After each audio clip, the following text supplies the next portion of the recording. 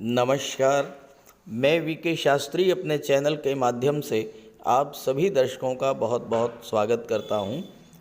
आज के इस वीडियो में हम बात करेंगे कुंभ राशि के जातकों की कुंडली में बनने वाले एक ऐसे राजयोग के बारे में जो किसी भी जातक की जन्म कुंडली में बन जाए तो उसे धन संपदा, मान सम्मान, दाम्पत्य सुख, माता पिता भाई बहनों का सुख, संतान सुख एवं भाग्य का सपोर्ट, ये सब कुछ जीवन भर अनायास प्राप्त होता रहता है।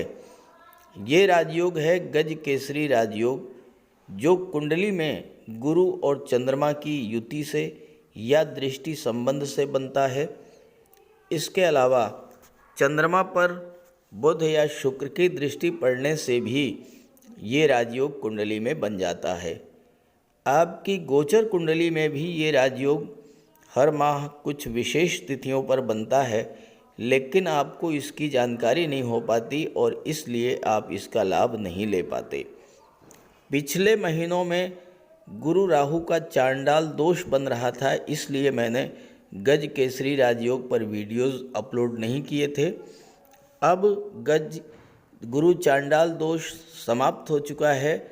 गुरु अपना पूरा फल देने में सक्षम है और इसलिए गज केसरी राजयोग का भी पूरा फल आपको मिलेगा और इसीलिए ये वीडियो अपलोड कर रहा हूँ। इस राजयोग की जो सबसे बड़ी विशेषता है गोचर में, वो ये है कि अगर इस राजयोग के दौरान किसी शुभ कार्य की शुरुआत की जाए, कोई प्रॉपर्टी खरीदनी है, कोई वाहन खरीदना है, कोई निवेश करना है, मकान बनवाने की शुरुआत करनी है, नौकरी के लिए आवेदन करना है, सरकारी योजना से लाभ के लिए आवेदन करना है, किसी गवर्नमेंट प्रोजेक्ट से जुड़ना है, शादी ब्याह के रिश्ते तय करने हैं, विदेश जाना है, नया व्यापार व्यवसाय शुरू करना है, यात्रा देशाटन पर जाना है, कोई धार्मिक या मांगलिक आयोजन करना है या इस तरह का कोई भी अन्य शुभ कार्य अगर इस राजयोग के दौरान शुरू किया जाए, उसमें सफलता और लाभ के प्रबल योग बनते हैं। इसी उद्देश्य से ये वीडियो अपलोड कर रहा हूँ ताकि आपको शुभ समय, शुभ मुहूर्त की जानकारी हो सके और आप शुभ समय पर अपने कार्यों की शुरुआत करें और उसका पूरा लाभ प्राप्त करें। ये विश्लेषण आपकी चंद्र राशि के आधार पर किया जा रहा है और वीडियो के अंत में मैं आपको देवगुरु बृहस्पति के उपाय भी बताऊंगा। तो ये है कुंभ राशि के जातकों की कुंडली। देवगुरु बृहस्पति का गोचर आपकी कुंडली के तीसरे भाव पराक्रम भाव में है। अब आप डेट और टाइम नोट कीजिए जब ये गज केसरी राजयोग आपकी कुंडली में बनेगा। पहली डेट है 6 नवंबर, दिन है सोमवार, बाद दोपहर 1:22 से लेकर के और 8 नवंबर 2023, 8 नवंबर प्रातः 2 बजे तक ये राजयोग आपकी कुंडली में बनेगा। चंद्रमा का गोचर सिंह राशि में होगा। चंद्रमा कुंडली के सप्तम भाव में गोचर करेंगे। गुरु की पंचम दृष्टि चंद्रमा पर बनेगी। चंद्रमा केंद्र के भाव में गोचर करेंगे और ये जो राजयोग है आपको बहुत ही शुभ फल देने वाला होगा। सप्तम भाव वैवाहिक जीवन का होता है, पार्टनरशिप में व्यापार का होता है, विवाह का होता है। चंद्रमा सप्तम में गोचर कर रहे हैं, आपके लग्न भाव पर दृष्टि डालेंगे। चंद्रमा क्या है? चंद्रमा आपका मन है। इस समय आपका मन बिल्कुल शांत रहेगा। दाम्पत्य जीवन में किसी तरह की कोई समस्या, कोई तनाव की स्थिति अगर बनी हुई थी, उस समस्या को सुलझाने का बहुत अनुकूल समय रहेगा ये समय। विवाह के संबंध में कोई रिश्ता तय करना है, विवाह की डेट फाइनलाइज करनी है, वैवाहिक रिश्ते तय करने हैं, उसके लिए ये समय अत्यंत अनुकूल रहेगा। इसके अलावा कोई नया व्यापार व्यवसाय शुरू करने का भी अत्यंत शुभ मुहूर्त है। कोई ऐसा कार्य जिसमें डेली सेल परचेज हो, डेली इनकम हो, उस तरह का कार्य भी आप इस समय शुरू कर सकते हैं। साथ ही साथ पार्टनरशिप में कोई व्यापार शुरू करना चाहते हैं, उसके लिए भी ये समय बहुत अनुकूल रहेगा। बिजनेस पार्टनर के साथ किसी तरह का कोई तनाव था, लव रिलेशंस में कोई समस्या आ रही थी, या आपके परिवार में किसी तरह की कोई तनाव की समस्या थी, तो वो समस्या इस समय दूर होगी, क्योंकि आपका मन शांत रहेगा, ज्ञान बुद्धि विवेक जागृत रहेगा। आप दूसरे पक्ष की बात भी ध्यान से सुनेंगे, दूसरों की भावनाओं को समझने का प्रयास करेंगे, दूसरों की भावनाओं का सम्मान करेंगे, समस्या सुलझ जाएगी। इस राजयोग के दौरान आप कोई लीगल कॉन्ट्रैक्ट, कोई कानूनी अनुबंध या व्यापारिक अनुबंध भी कर सकते हैं। और चंद्रमा की दृष्टि आपके लग्न पर पड़ेगी तो आपके स्वास्थ्य में सुधार देखने को मिलेगा, मानसिक शांति मिलेगी, और किसी प्रकार की कोई चिंता थी वो भी समाप्त होगी। 11 नवंबर को ये राजयोग आपकी कुंडली के अत्यंत शुभ भाव भाग्य भाव में बनेगा। 11 नवंबर दिन है शनिवार, समय है बाद दोपहर 1 बजे से लेकर के 1 PM से लेकर के, और 13 नवंबर रात्रि 9:18 तक, 9:18 PM तक ये शुभ योग बनेगा।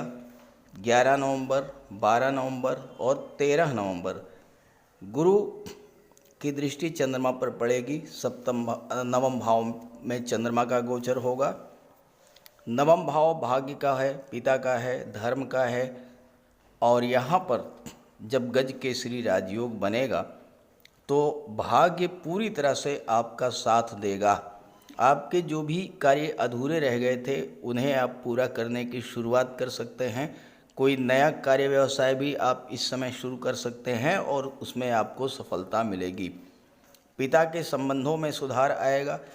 पिता से या गुरु से कोई मतभेद था वो समाप्त होगा। गुरु का, पिता का मार्गदर्शन मिलेगा।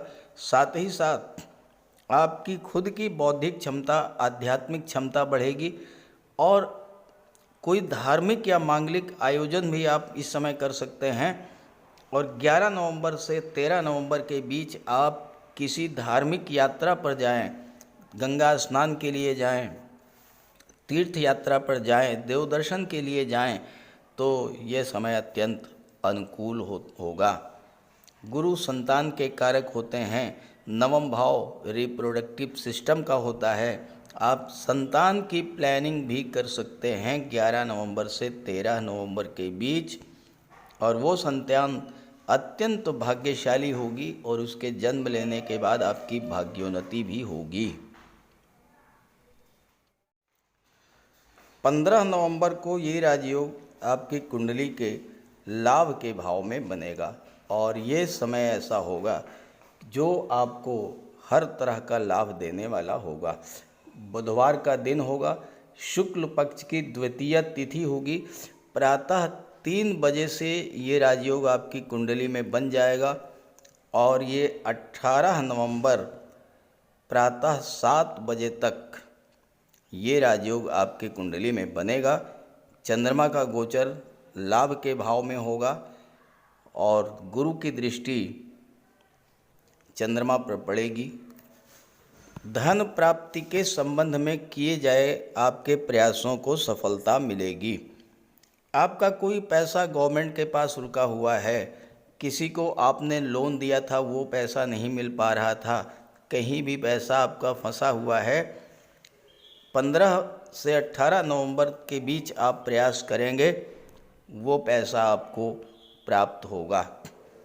आपकी इनकम को बढ़ाने वाला ये समय होगा। अपनी आय को बढ़ाने के लिए आप जो भी एफर्ट्स करेंगे उसका आपको फल इस समय प्राप्त होगा। इसके अलावा जो 11वां भाव है ये आपके भाई बहनों को शो करता है, तो भाई बहनों से रिलेशंस अगर आपके ख़राब हुए थे तो वो सुधारने का, मिल बैठ करके बात करके सुलझाने का समय अच्छा होगा। हर तरह का लाभ आपको मिलेगा। जो भी एफर्ट करेंगे आप, जो भी प्रयास करेंगे, आपकी जो भी इच्छाएं होंगी, जो भी सपने होंगे, उनको पूरा करने के लिए आप जो भी प्रयास करेंगे उसमें आपको सफलता मिलेगी। आप अपने सोशल नेटवर्क का विस्तार करेंगे। आपके रिलेशंस समाज के प्रतिष्ठित गणमान्य व्यक्तियों से बनेंगे और आपका कोई पुराना सपना, कोई पुरानी इच्छा इस समय पूरी हो सकती है। 24 नवंबर को अंतिम बार ये राजयोग आपकी कुंडली में बनेगा। 24 नवंबर दिन है शुक्रवार, शुक्ल पक्ष द्वादशी की तिथि होगी। शाम 4 बजे से 4 PM से ये राजयोग आपकी कुंडली में बन जाएगा और 26 नवंबर शाम 7:56 तक ये राजयोग आपकी कुंडली में प्रभावी रहेगा। चंद्रमा का गोचर कुंडली के पराक्रम भाव में होगा। गुरु चंद्रमा की युति बनेगी और गज केसरी राजयोग बन जाएगा। तीसरा भाव पराक्रम पुरुषार्थ का होता है।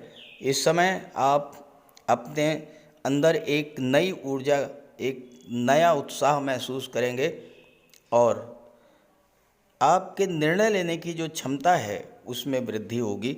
कार्य व्यवसाय को लेकर के अगर कोई फैसला आप नहीं ले पा रहे थे, इस समय 24, 25 और 26 नवंबर के बीच आप जो भी फैसला लेंगे उसमें आपको सफलता मिलेगी।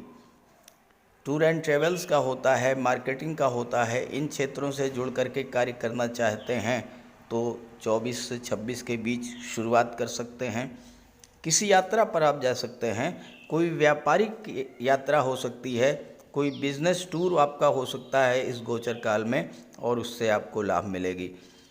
यहाँ पर गज केसरी राजयोग के बनने का प्रभाव ये होगा कि आपके भाई बहनों, मित्रों, पड़ोसियों से आपके जो रिलेशंस खराब हुए थे उनमें सुधार आएगा।